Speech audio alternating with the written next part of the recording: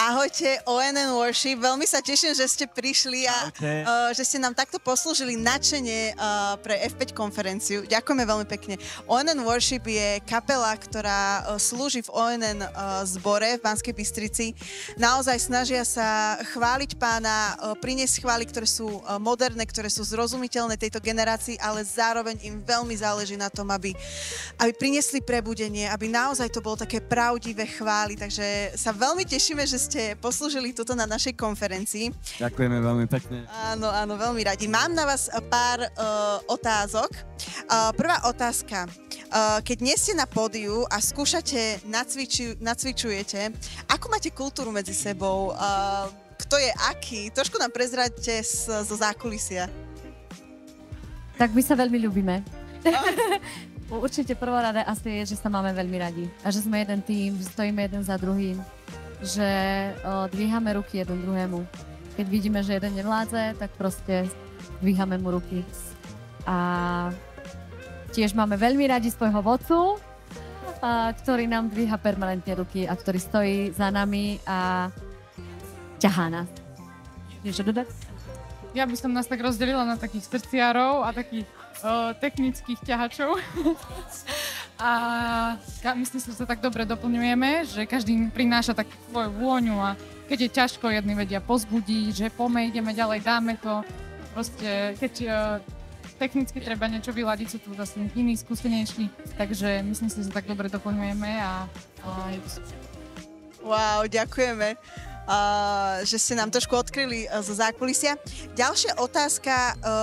Boli už na chválach, keď ste slúžili, také momenty, že by ste najradšej odhodili mikrofón, gitaru a bola tam taká Božia prítomnosť, že by ste najradšej iba chválili?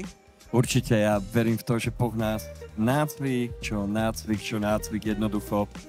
A verím tomu, že sú momenty, kedy jednoducho len prídeme a začneme technicky robiť veci. Že máme ten baťoh toho všetkoho, čo chceme spraviť, tú víziu. A veľmi sa mi páči to, že ako aj babi povedali, že sme jedna rodina jednoducho a učíme sa modliť predtým. A jednoducho a do všetkého vstupujeme s modlitbou. A potom si uvedomujem, že ideme cvičiť, ako keby niekedy zobereš tú vec a ideš na sucho. Ale zrazu príde Svätý Duch a my vieme,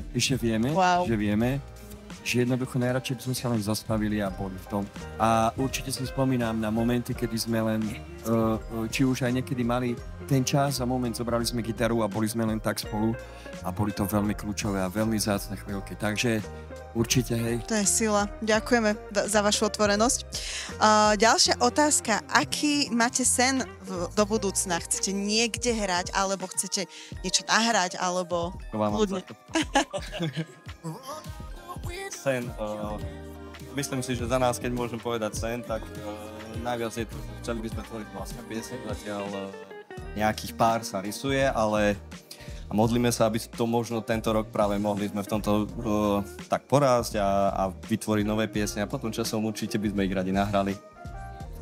No a Ondrik ešte podľa mňa by chcel ísť hrať do Ameriky na festival hudobný.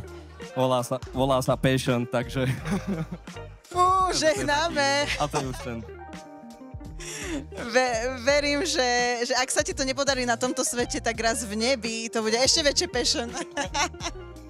Super. Ďalšia otázka. Ako sa vám hral na F5 konferencii a chceli by ste niečo odkázať ONN zboru? No, ja som prekvapená, ako super sa mi slúžilo. Bolo to tá atmosféra, toľko ľudí tu bolo to úžasné. Neviem, ako pokračovala otázka.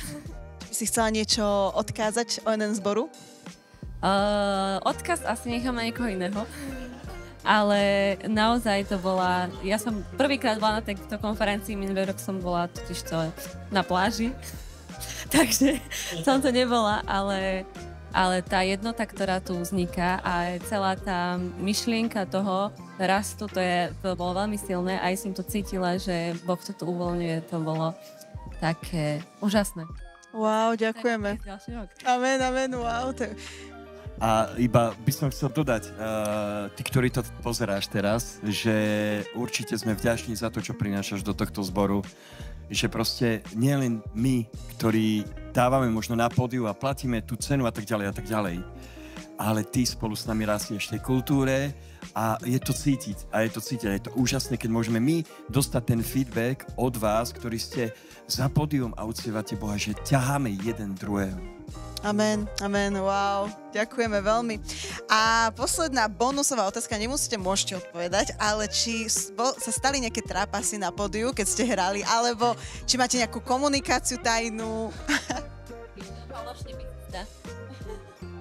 Tak neviem, že určite sú také situácie a neviem, že čo by som vlastne mohol odkryť a či chceme až toľko odkryť, keďže sme po chválach akurát.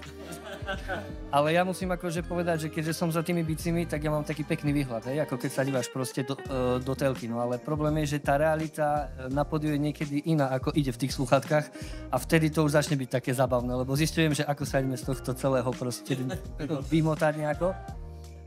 A taká asi najžhavejšia vec, keď sme cvičili jednu pesničku, Ješu, a vlastne iný akord sa začal hrať na klávesoch, iným akordom sme začali na gitare, iným sa začalo spievať, inde sme začali stupňovať, ani sme vlastne nezačali, ani sme ho nevygradovali, zaspievali sme si a skončili sme, takže bolo to také, veríme, že sa Duch Svätý ku tomu priznal, ako bola to naša nedokonalosť, hej, ale pracujeme na tom, aby týchto situácií bolo čo najmenej, ale musím povedať, že aj tie ťažké veci sú potom vtipné a tie nás vždy tak zblížia.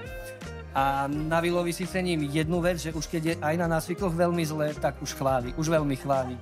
Si úžasný, si dobrý, to malo rytmus, to malo grády a už keď to povie tretíkrát za 3 minúty 3 ľuďom, tak si vravíme, dneska hráme asi zle, dneska asi není náš deň.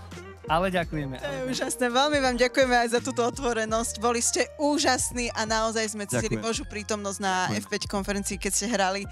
Veľmi vám ďakujeme a sme za vás vďační, takže ahojte.